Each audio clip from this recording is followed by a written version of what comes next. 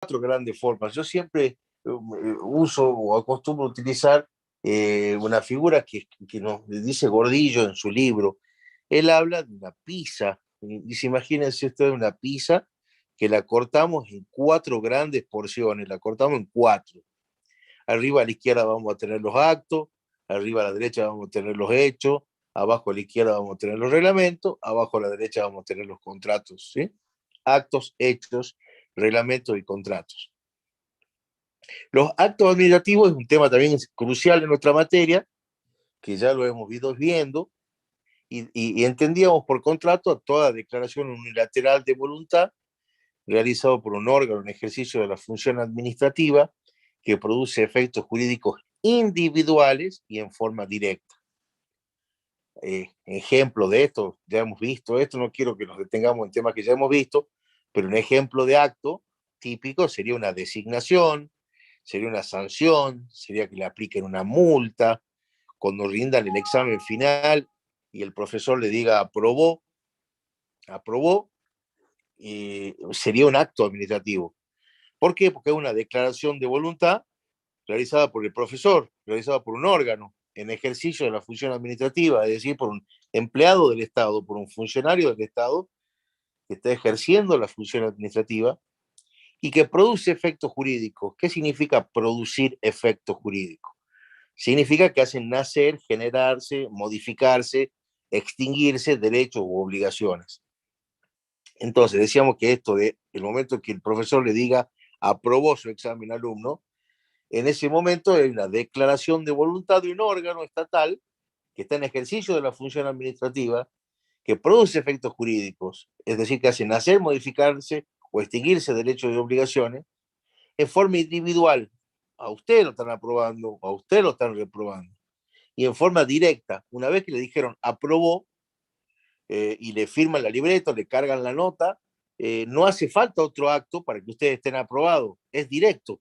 O sea, el acto administrativo produce efectos directos. Ese es un típico ejemplo, fácil de entender, fácil de analizar, de un acto administrativo. O una persona que está mal estacionada y le aplican una multa, una declaración unilateral del Estado.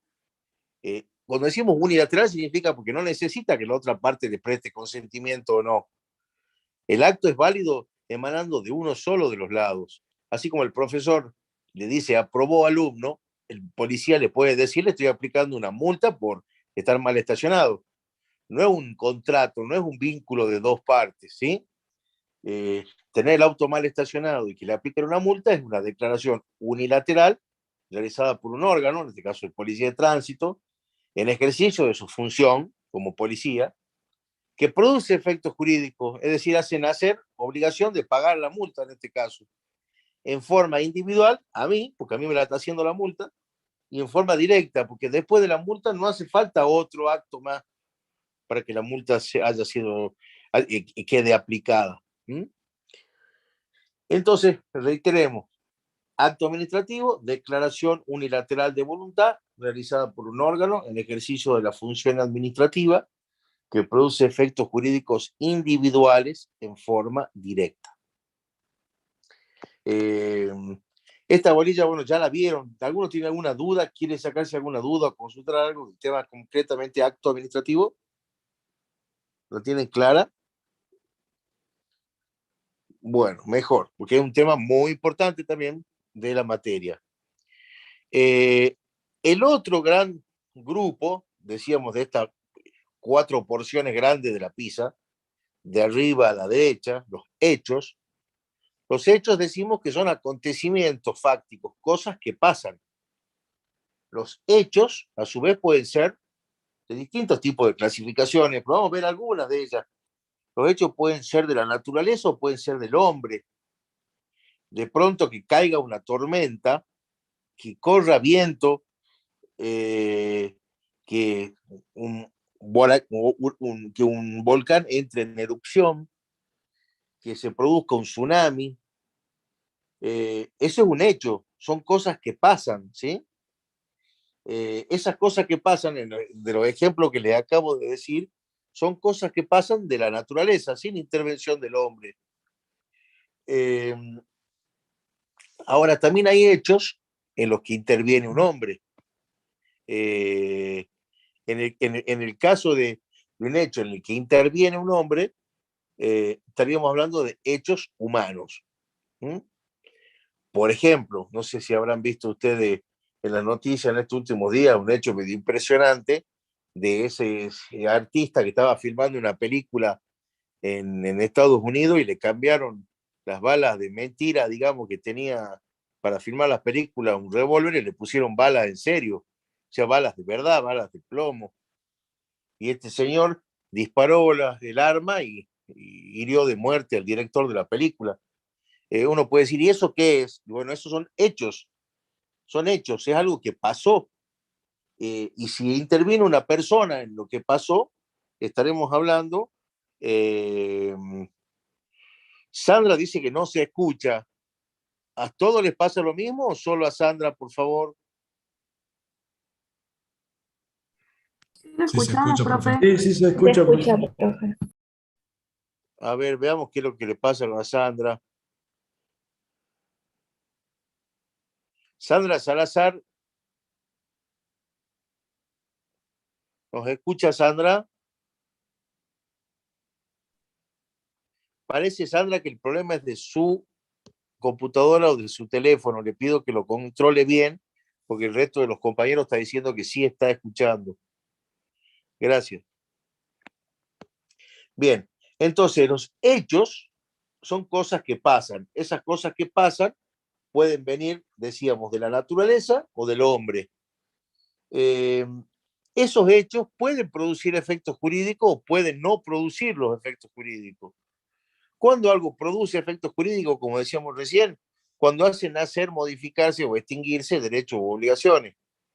Así cuando dábamos el ejemplo de que el profesor los aprueba. Cuando el profesor los aprueba, significa que ustedes adquirieron un derecho, a decir, esta materia ya es una materia más de las que tengo en mi camino hacia el título de contador, ¿sí? Una vez que el profesor les dio la nota y la aprobaron, entre las consecuencias que hay es que no la tienen que volver a rendir, entre las consecuencias jurídicas es que ya ustedes la tienen dentro de lo que vendría a ser su patrimonio académico. Esa materia ya es una materia que ustedes tienen aprobada. Ustedes tienen un derecho. ¿Mm? Es decir, produce efectos jurídicos. Eh, Cuando a una persona le aplican una multa, y cuando a una persona le aplican una multa, tiene consecuencias jurídicas, tiene efectos jurídicos, tiene que pagarla.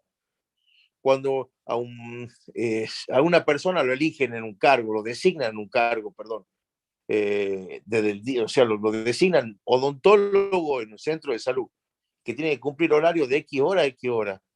A partir de ahí empiezan derechos y obligaciones. Derecho a poder entrar a su trabajo, derecho a poder cobrar su sueldo y obligación también de cumplir con las misiones y las funciones que le encomiendan.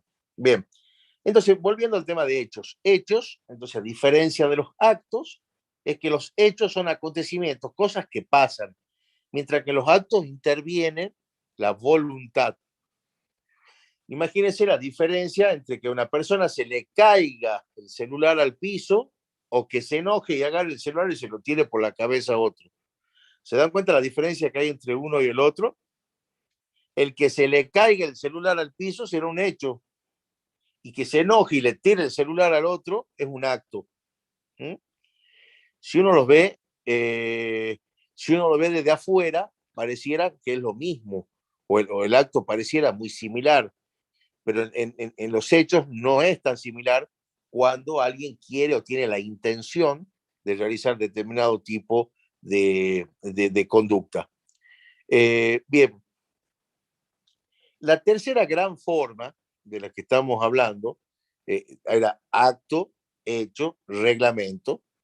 El reglamento, el concepto es bien parecido al de acto, pero con una gran diferencia al final en cuanto a sus efectos. Los reglamentos son declaraciones de voluntad, también unilateral, realizada en ejercicio de la función administrativa, que produce efectos jurídicos, y ahí viene la diferencia con los actos, generales y en forma directa. Es decir, los reglamentos, a diferencia de los actos tienen efectos individuales. Cuando se los aprueba, se lo aprueba a usted. Cuando le aplican una sanción, se la aplican a usted. Cuando la designa el ministro de Economía, lo designa el ministro de Economía a usted. Ahora, el reglamento, estamos hablando de normas generales y abstractas. Es decir, son normas que aplican a un número indeterminado de personas y les alcanza cuando la figura que se ha pensado en abstracto se concreta. Le doy un ejemplo. Si uno dice, imagínense ustedes la biblioteca de la facultad, dice el préstamo, estoy inventando porque no sé exactamente la normativa, pero un ejemplo, eh, los libros se prestarán por 48 horas. Esa norma es un acto administrativo o un reglamento. ¿Qué creen ustedes? Reglamento. Reglamento. Muy bien. ¿Por qué es un reglamento?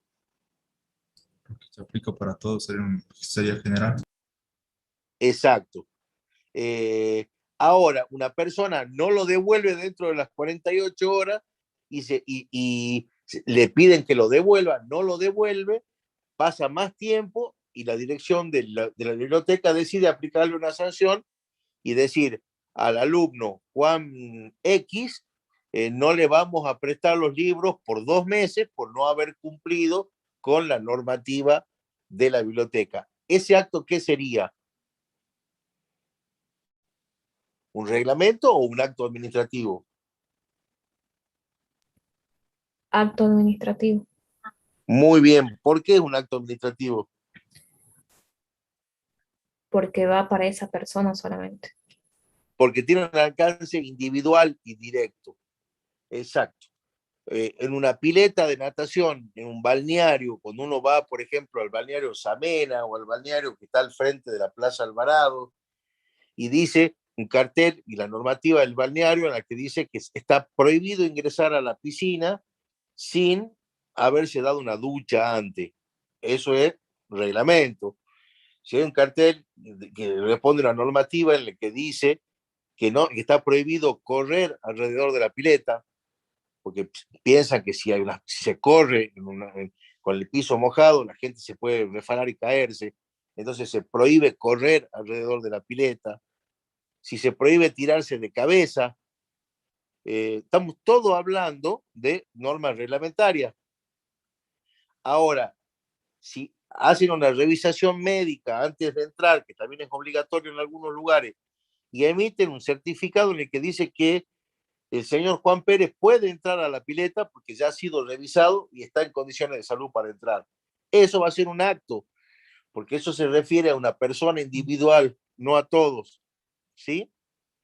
Eh, Hay distintos tipos de reglamentos, la clase de hoy no es de reglamento, pero para que lo recuerden y para que lo repasen y lo tengan muy en cuenta, porque también es importante en esta materia, el tema del reglamento son los reglamentos de ejecución, los reglamentos delegados de integración, los reglamentos autónomos y un tipo de reglamentos muy especial que son llamados los reglamentos de necesidad y urgencia, o también llamados decretos de necesidad y urgencia, que tienen la característica muy especial de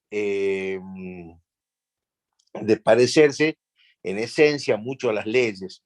Es decir, se le permite al, al Poder Ejecutivo, en el caso del presidente de la Nación, en la Nación, a los gobernadores a nivel provincial e incluso a través de ordenanzas, referéndum, a los intendentes municipales, al dictado de normas de naturaleza legislativa, pero a través de procedimientos de naturaleza administrativa. No les voy a complicar mucho de este tema en este momento, porque ese es un tema específicamente de reglamentos. Bueno, y ahora entramos al tema de la clase, puntualmente del tema de la clase de hoy, que es el de contratos, ¿sí? Eh, Contratos, a ver, ¿quién de ustedes me puede ayudar a definir qué es un concepto de contrato? ¿Qué es un contrato?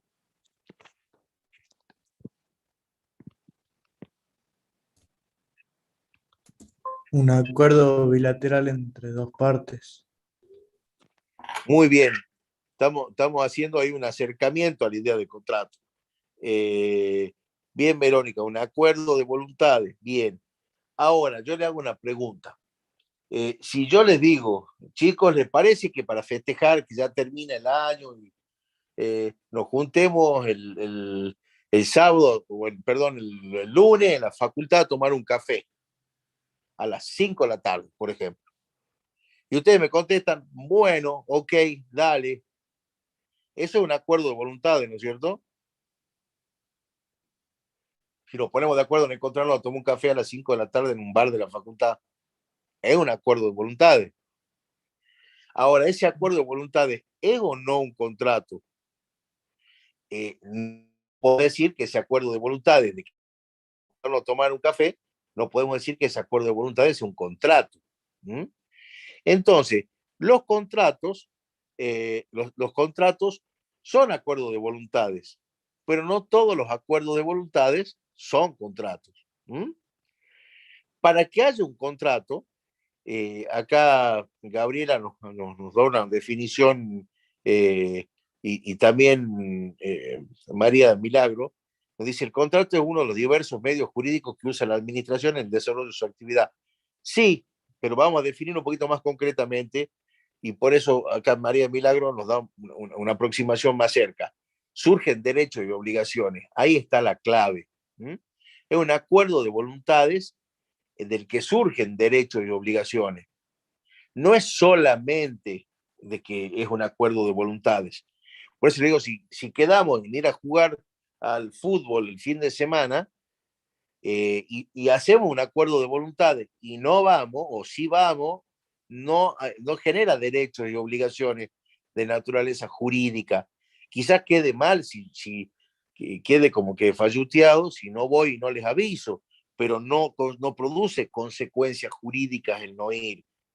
Si hacemos un acuerdo de voluntades y quedamos, como les decía recién, juntarnos a tomar un café el lunes en la facultad, es un acuerdo de voluntades, pero si lo incumplo, no tiene consecuencias jurídicas porque no tenía el nacimiento de obligaciones de naturaleza jurídica.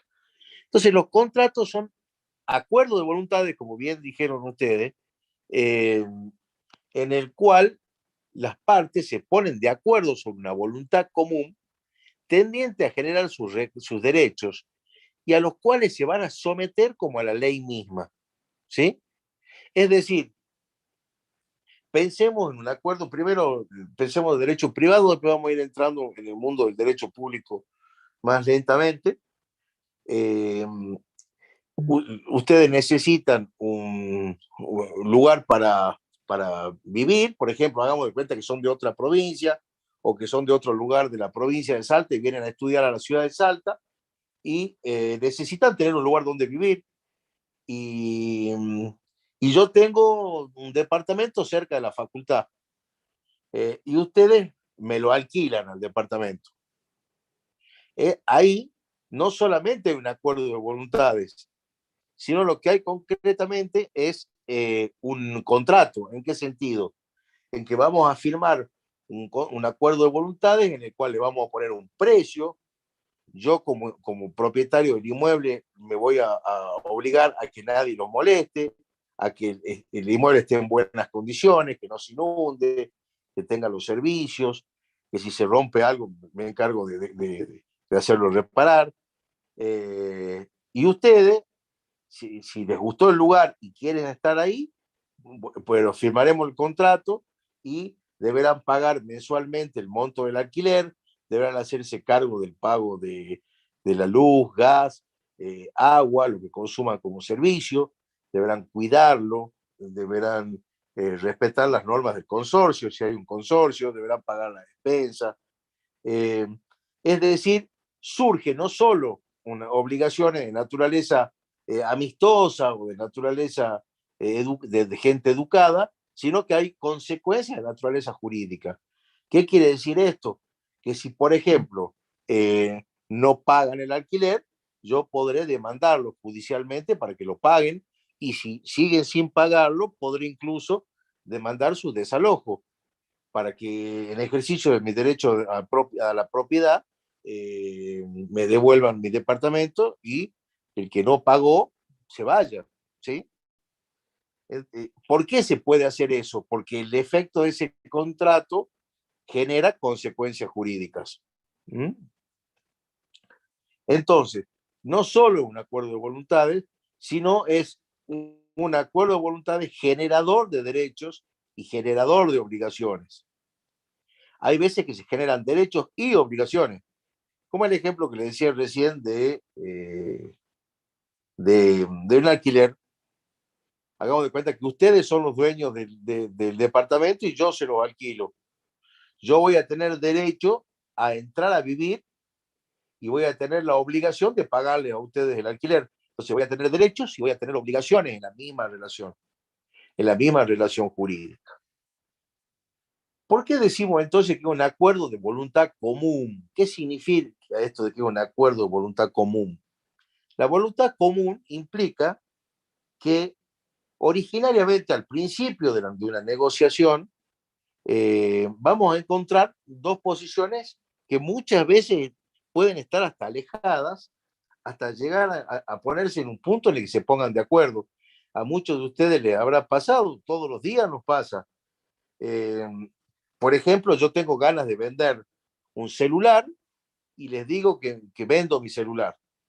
Y les digo, yo lo vendo a 10.000 pesos. Y hagamos de cuenta que ustedes están interesados en comprar un celular. Entonces, van y lo ven a mi celular, yo se los muestro. Y ustedes vienen y me dicen, estoy interesado en tu celular, pero yo estoy dispuesto a pagar no más de 3.000 pesos por ese celular. Entonces, fíjense de que los dos estamos interesados, yo en vender mi celular y ustedes en comprarme mi celular. Pero yo lo quiero vender a 10.000 y ustedes me lo quieren comprar a 3.000. ¿Hay voluntad común en ese caso? No, no hay voluntad común, porque hay distancia entre la voluntad de uno y la voluntad del otro que impide que firmemos el contrato. ¿Por qué? Porque no estamos de acuerdo en los términos, no estamos de acuerdo en las cuestiones centrales, en este caso en el precio. Pero resulta que seguimos negociando y a ustedes realmente les gusta mucho mi celular y aparte les está haciendo falta tener uno y yo estoy necesitado de plata y realmente no lo uso. Eh, entonces digo, bueno, está bien, no pido 10.000, eh, dame 7.000 y te lleva el celular. Y ustedes dicen, uy, yo haría un esfuercito, pero realmente 7.000 sigue siendo mucho, aunque 3.000 era poco. Bueno, te ofrezco 4.000.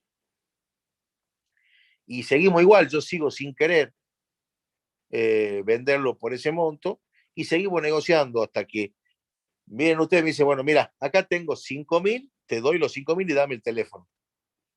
Y por ejemplo, yo, que estoy realmente necesitado de ese dinero, no lo uso el celular, no me parece que esté haciendo un mal negocio, porque 10.000 era lo ideal, pero con 5.000 puede que sea el precio, estaba usado, ya se me había caído 2 o 3 veces al piso, entonces digo, está bien, perfecto, eh, está bien, te lo vendo por 5.000. En ese momento se produce el encuentro de la voluntad del vendedor con la voluntad del comprador. Es el momento donde se genera la voluntad común, es el momento donde nace la voluntad común. En ese momento, yo les entrego a ustedes el celular y ustedes me entregan los 5.000 pesos. Ahí se cerró la operación. Ahí hay voluntad común. Ahí nacen los derechos y las obligaciones. ¿Mm? Le acabo de hacer un repaso muy rápido de lo que puede ser el concepto, pero quiero que vean la diferencia que hay entre un acto administrativo, que es unilateral, yo los apruebo, el gobernador los designa, el policía de tránsito les hace una multa. Ese unilateral, hay alguien que toma las decisiones que afectan a los otros. Ese es un acto. O los reglamentos, alguien que dicta normas de alcance general, unilateralmente también, con lo que puede ser un contrato en el que la relación es de más de una parte, es decir, de dos partes o más.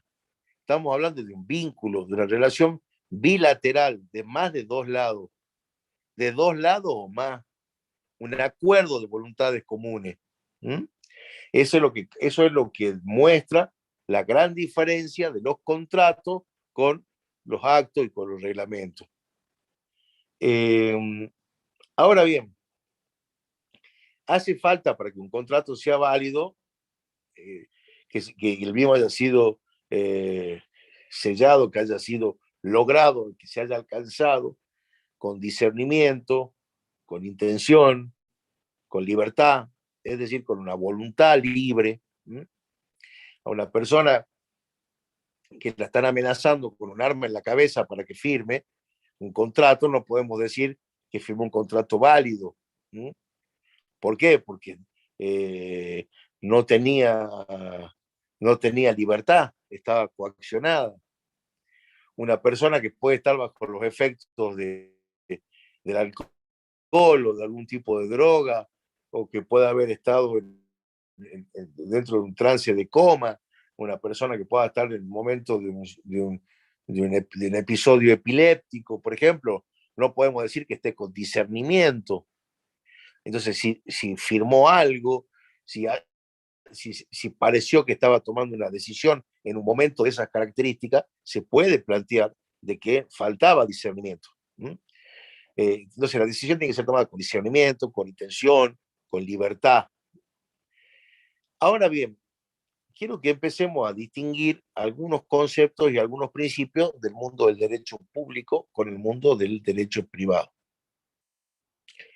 Los contratos o acuerdos de voluntades entre dos o más partes tendientes a arreglar su derecho y que producen efectos jurídicos, es decir, los contratos, se pueden referir a cuestiones que sean netamente de orden privado.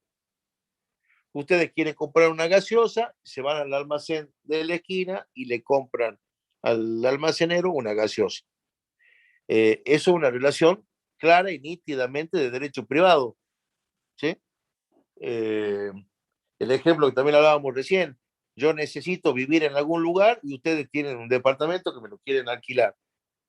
Vamos y firmamos un contrato de alquiler, típico ejemplo claro, sin duda, de una relación de contrato privada, una relación entre ustedes y yo de derecho privado. ¿Qué significa que sea de derecho privado? Que estamos en un plano de igualdad y que yo persigo un interés individual mío y que ustedes persiguen un interés individual de ustedes. ¿Eso está bien o está mal? Está bien, está perfecto que cada uno tenga intereses individuales. Ahora, vamos a empezar a ver cuál es la diferencia cuando al menos una de las partes, como nos decía acá Jesús López en su comentario, cuando nos decía el contrato administrativo, una de las partes es el Estado. ¿Qué pasa cuando una de las partes es el Estado, como nos dice acá Jesús? Bueno, ahí entramos ya a tener contratos con participación del Estado. Cuando el Estado participa, empieza a producirse algunas características y modificaciones propias del Estado en materia contractual. ¿Por qué? Porque el Estado no persigue fines individuales como los persiguen las personas, como ustedes, como yo, como cada uno de ustedes, como yo, carne y hueso, sino el Estado persigue un bien superior, persigue el bien común. Y nosotros perseguimos nuestro bien individual. En esa elección, en esa diferencia entre perseguir el bien común, el interés general, el interés de todo, o perseguir los beneficios o el interés personal, el sistema, la legislación, la normativa, le da prerrogativas, le da privilegios al Estado. Es decir, en la relación contractual en la que el Estado toma parte, se produce una diferencia muy grande con relación a cuando las relaciones entre dos privados. Con relaciones entre dos privados tenemos que pensar que las dos partes son iguales. No le vamos a dar ventaja a ninguna de las dos, ni al comprador ni al vendedor, ni al inquilino ni al locador. Como le decía recién, si ustedes van a comprar en el almacén de la esquina una gaseosa, es una relación de derechos privados. Estamos en igualdad de condiciones entre el comprador y el vendedor. Aun cuando hoy en día, y esto también tenganlo en cuenta, aun cuando hoy en día se le está dando cada vez más importancia al derecho del consumidor, ¿no? El derecho del consumidor en este momento tiene una protección especial el consumidor frente al comerciante. Pero vamos al ejemplo típico. Voy a comprar un chocolate en el almacén, no podemos decir que el almacenero tiene una posición de privilegio frente a mí, ni yo en una posición de privilegio frente al almacenero. Estamos hablando, en ese caso, de una típica relación horizontal de derecho privado. Eh, Cuando el Estado forma parte de la relación contractual, cuando el Estado entra como una de las partes en un contrato, aparecen estas cláusulas exorbitantes, aparecen estos privilegios, aparecen estas ventajas. Estas ventajas o privilegios que aparecen cuando el Estado toma parte son lo que se denominan las prerrogativas estatales. O también se las llama cláusulas exorbitantes.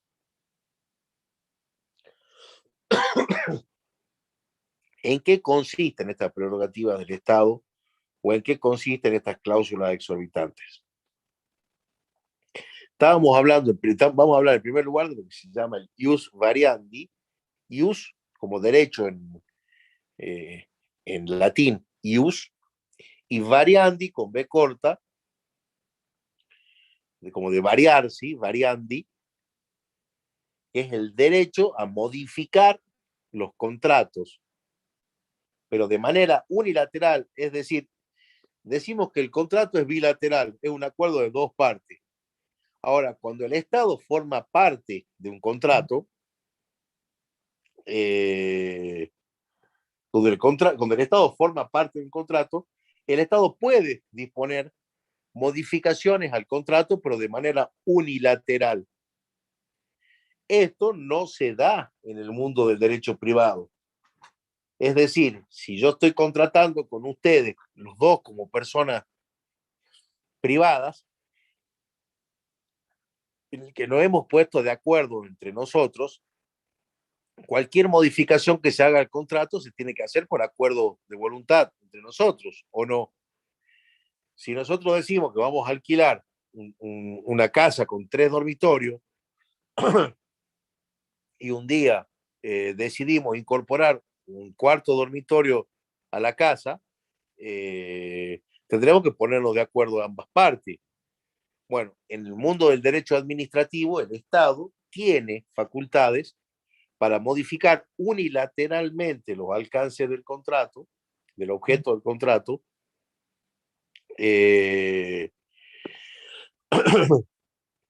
sin necesidad de conformidad de la otra parte. ¿Mm?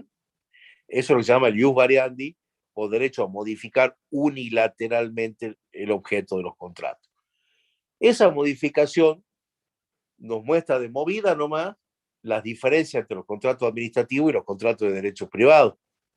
En el mundo del derecho privado no nos podríamos imaginar que dos partes se pongan de acuerdo y luego después en la ejecución una sola de ellas pueda modificar lo que se ha puesto de acuerdo las dos.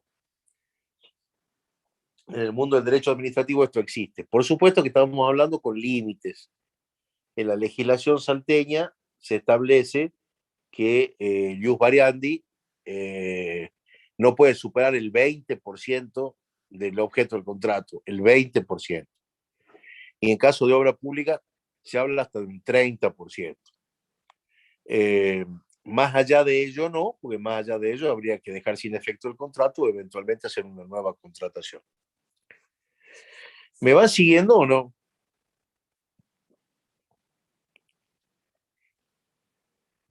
Sí, profe. ¿Sí? ¿Entienden lo que estoy diciendo hasta ahora? Sí, profe. Bien. Otra de las características que diferencia a los contratos de derecho administrativo con los contratos de derecho privado radica en que el Estado tiene facultad de dirección de la ejecución del contrato, puede dirigir el cumplimiento del contrato, puede sancionar incumplimiento en materia contractual, puede hacer controles del cumplimiento, e incluso hay de algunos tipos de contratos más complejos, más grandes, en el que hay en juego muchas prestaciones y un volumen importante de transacciones, como son determinados tipos de servicios públicos, en los que el Estado incluso tiene un ente, por ejemplo, los entes reguladores, en el que el Estado contrata a una empresa para que preste un servicio y el Estado monta todo un ente regulador para controlar la prestación del servicio, para aplicar sanciones, para dirigir, para estar encima del contrato.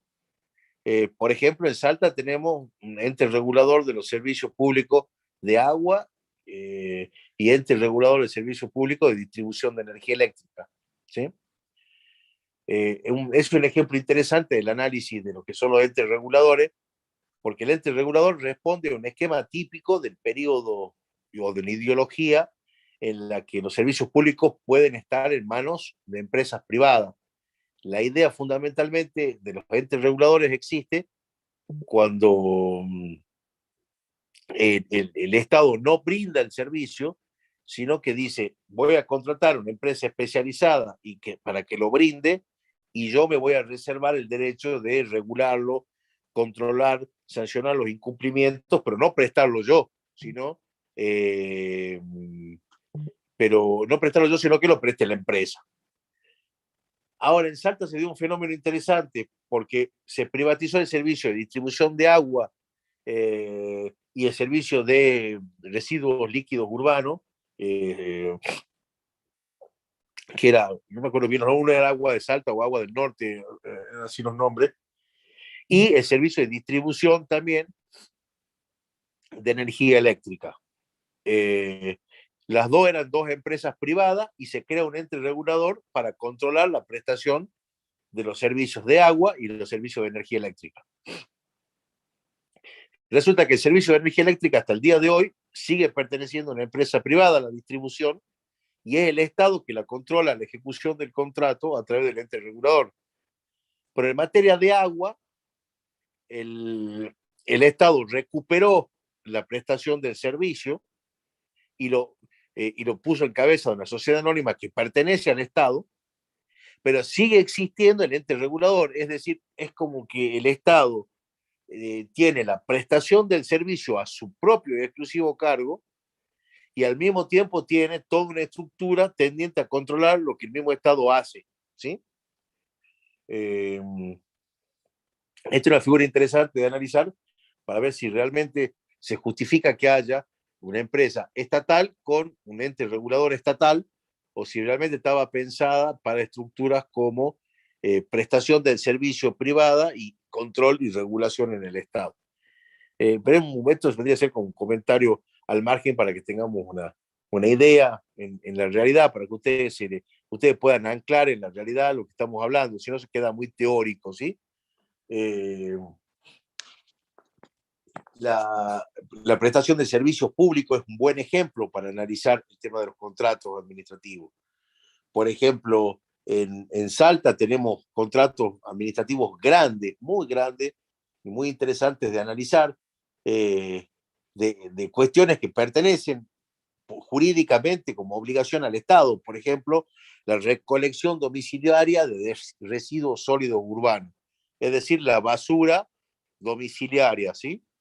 El contrato de recolección de basura domiciliaria en Salta se licitó el año pasado, si mal no recuerdo, 2020 creo que fue.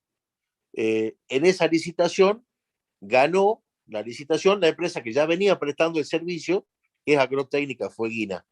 Los que viven acá en Salta habrán visto que esa es la empresa que brinda el servicio de recolección de residuos sólidos urbanos. Bueno, esa empresa está a cargo de una función que está en cabeza del Estado, o sea, el obligado, el titular del servicio, el que debe brindar y asegurar que se brinde el servicio de recolección de basura, es el municipio de Salta. ¿Cómo hace el municipio de Salta para asegurar la prestación de ese servicio? En este caso decidió contratar una empresa, que esa empresa se organiza, tiene camiones, tiene empleados, dispone de un lugar para hacer la disposición final de los residuos, tiene obligaciones de cumplir con normas ambientales para su colocación y su emplazamiento final, pero hay también municipios como, por ejemplo, les doy a título de ejemplo, el de San Lorenzo. San Lorenzo también está obligado el municipio de San Lorenzo a la recolección de los residuos sólidos domiciliarios de los vecinos de San Lorenzo, Atocha, La Ciénaga, San Lorenzo Chico, etcétera, y en esos lugares no contrató a ninguna empresa. Es el mismo municipio el que hace la recolección y de los residuos sólidos urbanos. En un caso, lo presta por sí y no hay contrato, porque lo presta por sí, y en otros casos necesita de un contrato para brindar el servicio de recolección de residuos sólidos. ¿Me van siguiendo? Tírenme alguna pista, chicos, porque me siento como un loco hablándole solo a un foco rojo que me mira y hay veces que necesito alguna. Gracias, porque hay veces uno necesita una mínima devolución. ¿Qué es importante también tener en cuenta en materia de contratos administrativos?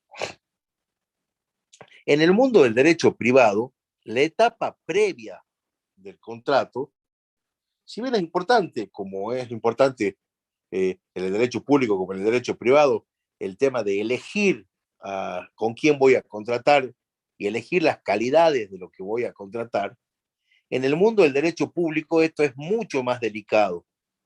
¿Por qué? Porque si ustedes tienen ganas o necesitan o quieren comprarse un teléfono con su plata, ¿a quién tienen que pedirle permiso para comprar?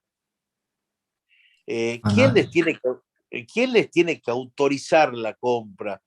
Están comprando con plata de ustedes, que se la ganaron ustedes y que tienen disponibilidad libre ustedes. ¿Le tienen que pedir permiso a alguien? Y no, ¿sí? O sea, lo compran si quieren, si no quieren no lo compran, y si quieren comprar uno que vale más caro, más barato, una decisión propia de ustedes. ¿Mm?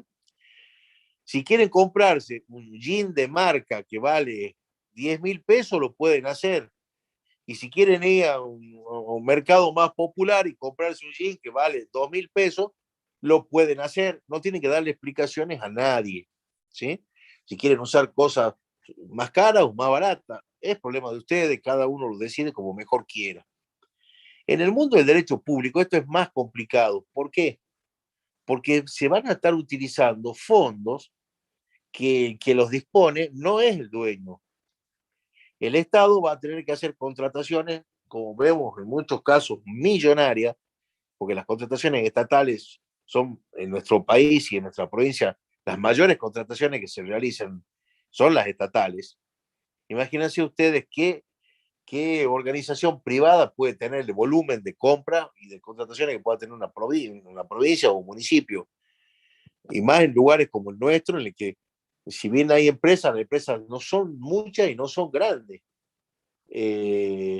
Al lado de lo que puede ser la compra de estatales, las compras de las empresas privadas son mínimas. ¿Mm?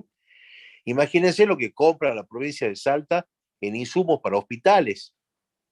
Hay que comprar todos los insumos para todos los hospitales de la provincia.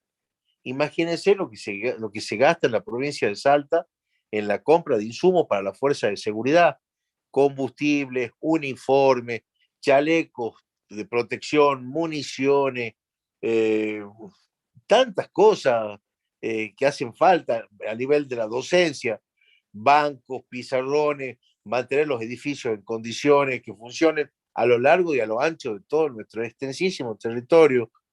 Eh, Imagínense un organismo que a veces uno no lo piensa y la cantidad de contrataciones y gastos que tiene es gigantesco, como es una cárcel. Una cárcel es un lugar donde hay que darle de comer a miles de personas por día, porque los internos tienen que hacer toda su comida, el personal penitenciario que trabaja en ese lugar son seres humanos y obviamente tienen que también que comer y cubrir sus necesidades. Hay que mantener en esos lugares dotación de personal las 24 horas del día, los 365 días del año. Entonces le digo, miles de personas comiendo todos los días, las 24 horas del día, y habitando un lugar, combustible, energía eléctrica, agua. Imagínense todo lo que hay que comprar para que funcione una cárcel. Bueno, todo esto, si uno se pone a pensar y lo compara con cualquier otra organización, nos vamos a dar con que el Estado contratando es gigantesco. Por eso es tan importante para los profesionales de la ciencia económica, para los profesionales del derecho, tomar el peso a este tema, porque esto no es una cuestión menor. Este es un tema de mucho peso y de mucho volumen. Es importante desde el punto de vista cuantitativo y cualitativo.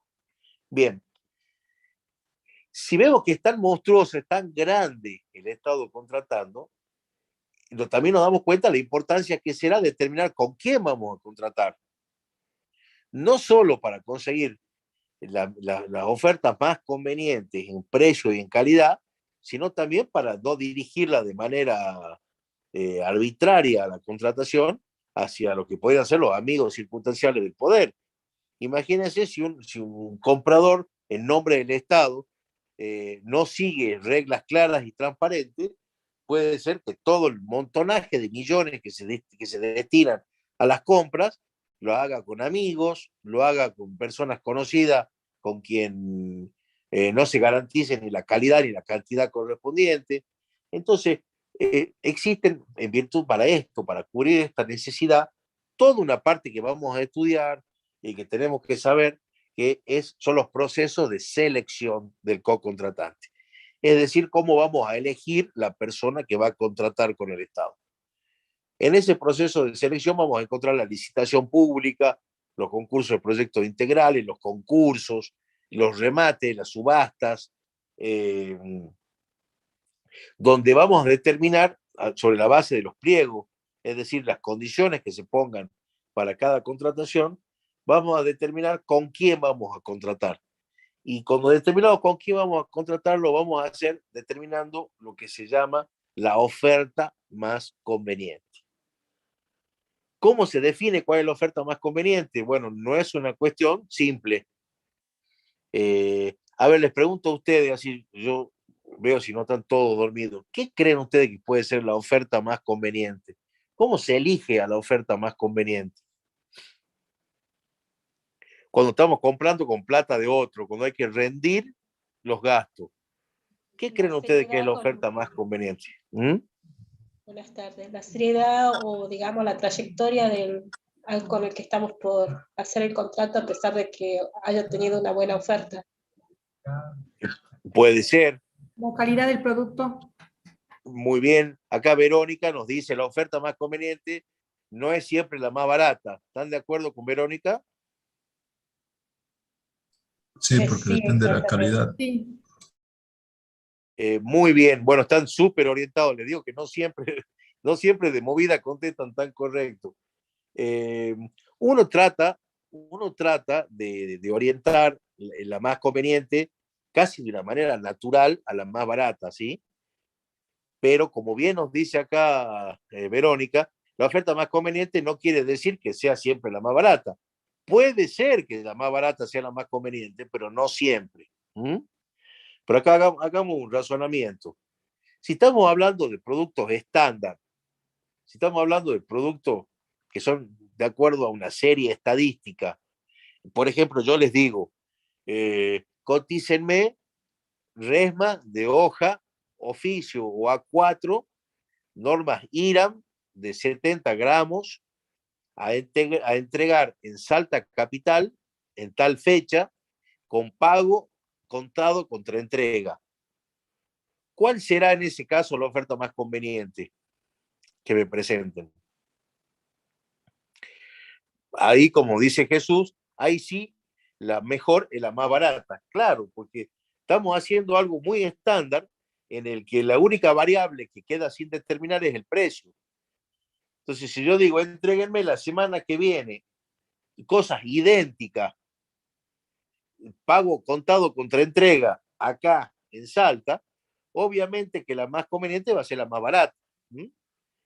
Ahora, si yo digo esto mismo, pero nada más que digo, entrega donde ustedes puedan entregarlo y ofreciendo forma de financiación, y viene uno y me dice, te lo entrego en Salta y te doy 6 meses de pago sin intereses, o me dice, te doy en 18 cuotas sin interés, y el otro me dice, más barato, pero entrega en Salta y contado contra entrega.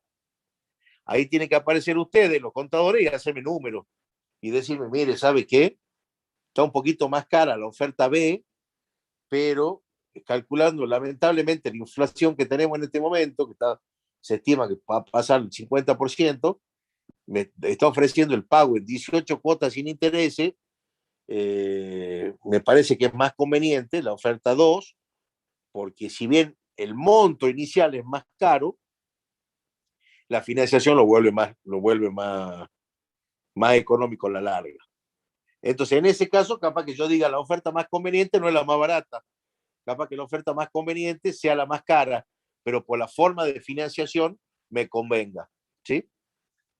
Eh, y decida contratar con la que no es la más barata, aunque la otra termine siendo la más barata, y eso me lo tiene que explicar en un buen dictamen un contador. Si tenemos que contratar a un súper científico para algún tema, a un artista, eh, si queremos contratar, no sé, piensen en algún artista para un concierto. Es lo mismo que cante yo o que cante el Chaqueño Palavecino y no, en principio no.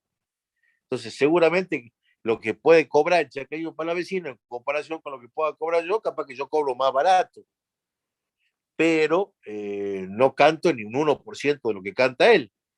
Entonces, en ese caso, habrá que prever que la oferta más conveniente no sería tampoco en ese caso la oferta más barata. Sí, acá, como dice Milagro, también se analiza los trabajos que realizó y cómo los entregó en el pasado. Exacto, esas son las calificaciones que tienen las empresas. Y en el mundo del derecho se habla lo que se habla de intuitu personae. Hay personas que se las contrata por sus características propias, ¿sí? Vamos a la hipótesis, esto lo vi el otro día, en la Cámara de Diputados se está en este momento restaurando un cuadro hermosísimo que estaba en el salón más importante de la legislatura de Salta, que es el momento de la muerte de Güemes. Un cuadro bien grande, en el que está Güemes debajo de un árbol, momentos previos a su muerte. Y se está haciendo un trabajo enorme con este cuadro. Al momento de elegir a las personas encargadas de su restauración, ¿la vamos a elegir solamente por el precio o vamos a ver, además de lo que cobran, cuáles son sus antecedentes, como nos dice acá Milagro? ¿Cuáles son sus antecedentes como artista? ¿Cuáles son sus antecedentes como restauradores de obras de arte en óleo? Vamos a ir seguramente a ver eso, y al momento de definir quién es la persona que va a hacer ese trabajo, se tendrá en cuenta los antecedentes y la calidad de ese artista o de ese restaurador. Ahí puede que sea que la oferta más barata terminemos entendiendo que no es la más conveniente. Bueno, esta es la etapa previa a la contratación. Es una etapa, entonces, como les decía, que en el mundo del derecho administrativo tiene una particular importancia.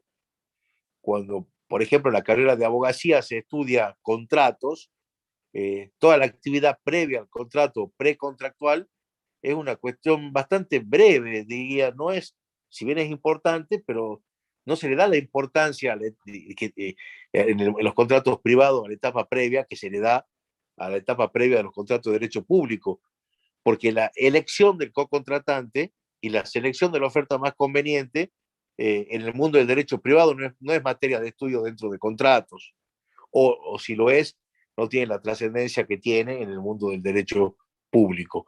¿Por qué? Porque se manejan fondos que no son propios de los funcionarios, porque necesitamos mayor transparencia, porque se están disponiendo de bienes que no son propios de quienes lo deciden, ¿sí? Tenemos una segunda etapa que ya es ya la suscripción del contrato y la ejecución del mismo, que la vamos a ver en la próxima clase junto con alguna práctica. La ejecución del contrato de acuerdo a las cláusulas contractuales, siempre al tenor de los pliegos también licitatorios con los cuales se convocó al proceso. Y hay una próxima etapa que es la etapa de culminación o de extinción de los contratos, que se pueden extinguir de manera natural por cumplimiento del plazo, por cumplimiento del objeto. Y también vamos a ver algunas formas anormales de terminación de los contratos, dentro de las cuales vamos a encontrar algunas típicas del derecho público, como por ejemplo el rescate en materia de servicios públicos, de concesiones de servicio. Y por último vamos a hablar también de una etapa posterior a la finalización de los contratos, que en materia de contratos administrativos también hay algunos efectos que duran incluso después de la finalización de los contratos. Bueno, esto fue un pantallazo inicial. En 2 clases vamos a trabajar la figura del contrato. Se los quise ubicar dentro del mundo de los actos, hechos, reglamentos y contratos, diferenciarlo de estas otras 3 figuras, y un análisis lo más simple que he podido hacerles de lo que son la diferencia entre el contrato de derecho privado y el contrato de derecho público, y las etapas específicamente ya de los contratos administrativos. ¿Les queda alguna duda, chicos? Si no, ya pasamos para la próxima clase en la que vamos a trabajar con ejemplos de contrato y con una visión más práctica del tema.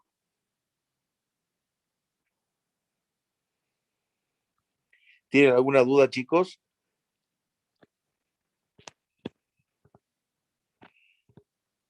Gracias, Gabriela. Gracias, Martín.